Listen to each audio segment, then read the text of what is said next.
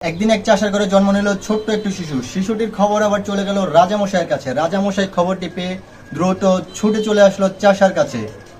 এসে বলল, তুমি তো নিজেই খেতে পাও না, একে আবার খাওয়াবে কি? একে তুমি আমার কাছে দিয়ে দাও, আমি সুন্দর করে যত্ন করে আদর করে লালন পালন করে বড় করে তুলবো। চাষা কোনো রকম চিন্তা ভাবনা না করে, নিজেই খেতে পায় না এটা ভেবে নিজের সন্তানটিকে তুলে দিল রাজামশাইয়ের হাতে। রাজামশাই সুন্দর সন্তানটিকে আদর যত্ন করে লালন পালন করতে লাগলো। একদিন রাজার মহলে ঢুকে পড়লো বড় একটি সিংহ। এটি দেখে রাজা খুব ঘাবড়ে গেল। অন্যদিকে চাষা সেই ছোট্ট শিশুটি আজ অনেক বড় হয়ে গেছে। ছেলেটি সিংহের হাত থেকে রাজাকে বাঁচানোর জন্য ছুটে চলে গেল রাজার কাছে।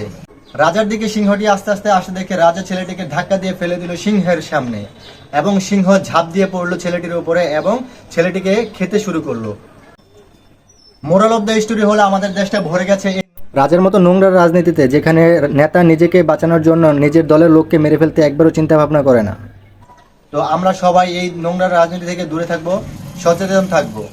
আমি হৃদয় সাগর আছি আপনাদের সাথে। ভিডিওটি ভালো লাগলে আমাকে ফলো দিয়ে রাখুন, এরকম আরো নতুন নতুন ভিডিও পেতে। ধন্যবাদ।